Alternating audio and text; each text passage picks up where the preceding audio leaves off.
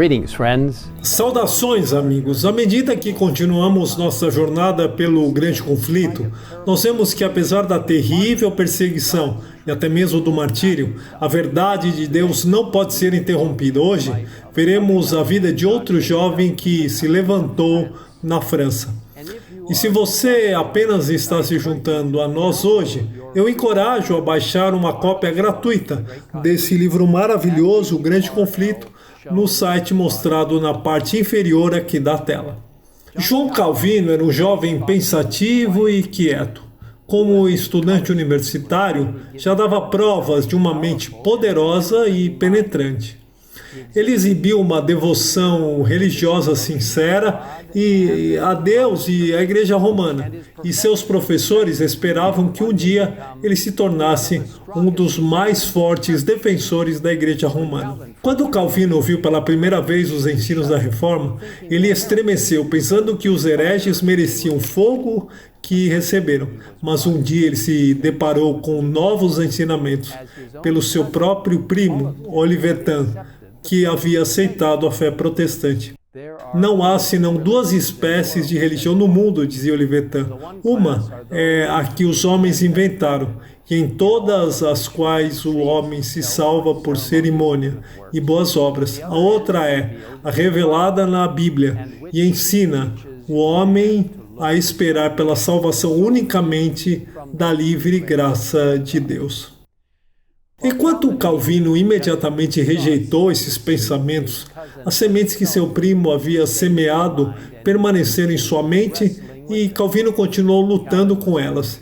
Ele foi condenado pelo pecado em sua própria vida e percebeu que não importa quantas boas obras fizesse ou quantas cerimônias ele participasse, nada poderia reconciliar a alma de Calvino com Deus.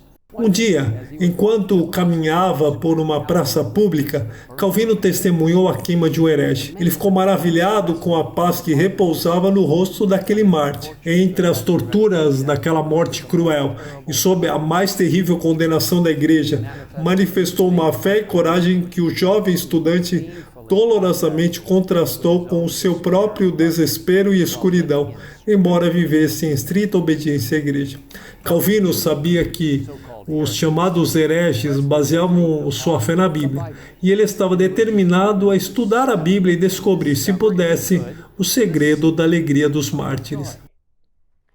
Ansiosamente, o jovem estudante procurou nas páginas sagradas e encontrou a paz em Cristo. Ele havia sido educado para ser padre, mas agora percebeu que não poderia mais seguir o caminho.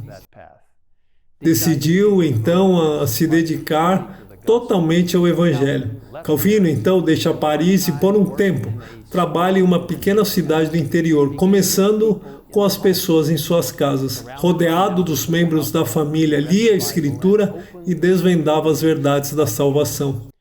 Aqueles que ouviram a mensagem logo levaram as boas novas a outros e, rapidamente, a mensagem se espalhou de casa em casa e de vila em vila. Alguns meses depois, Calvino voltou a Paris, onde continuou indo de casa em casa, abrindo a Bíblia e compartilhando as boas novas da salvação em Cristo. Por fim, porém, as autoridades descobriram o que Calvino estava fazendo e decidiram torná-lo um mártir. Calvino ficou surpreso um dia quando amigos invadiram seu quarto com a notícia de que policiais estavam a caminho para prendê-lo. Nesse momento, houve uma batida forte na entrada externa da casa onde ele estava hospedado. Enquanto os amigos de Calvino detinham as autoridades, Calvino escapou rapidamente por uma janela e correu para a periferia da cidade, onde se refugiou na casa de um amigo. Vestindo roupas humildes de camponês e carregando uma enxada no ombro, o reformador iniciou sua jornada para o sul. Enquanto a pregação pública não era permitida, uma caverna foi encontrada e Calvino, junto com pequenos grupos de crentes, se reuniram ali para ler a Bíblia e orar. Foi neste local onde a ceia do Senhor foi celebrada pela primeira vez pelos protestantes da França. E foi desta pequena igreja que vários fiéis evangelistas foram enviados. Eventualmente, Calvino voltou a Paris, mas encontrou quase todas as portas fechadas. Pior ainda, alguns dos reformadores franceses, ansiosos por ver seu país acompanhar a Alemanha e a Suíça, decidiram-se a desferir contra a superstição de Roma um golpe audaz que despertaria a nação inteira. Eles conseguiram, entre aspas, mas não da maneira que esperavam.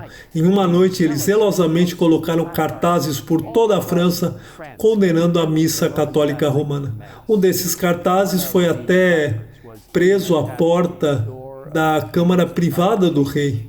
Este movimento zeloso, mas imprudente, trouxe a ruína, não apenas para aqueles que realizaram esse ato, mas para os amigos da reforma em toda a França.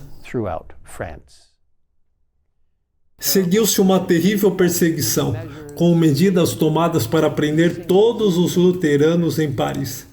Uma grande procissão encabeçada por oficiais da igreja e pelo próprio rei percorreu as ruas da cidade, arrastando os crentes de suas casas e torturando a eles impiedosamente antes de queimá-los vivos em praças públicas.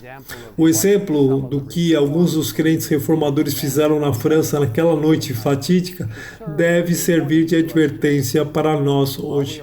Embora sejamos chamados a compartilhar a verdade de Deus, isso sempre deve ser feito com amor. Nunca devemos ter um espírito condenatório ou agir de forma precipitada, pensando que podemos realizar a obra de Deus usando os métodos de Satanás. Em Zacarias capítulo 4, versículo 6, nós lemos: "Não por força nem por poder, mas pelo meu espírito, diz o Senhor dos exércitos."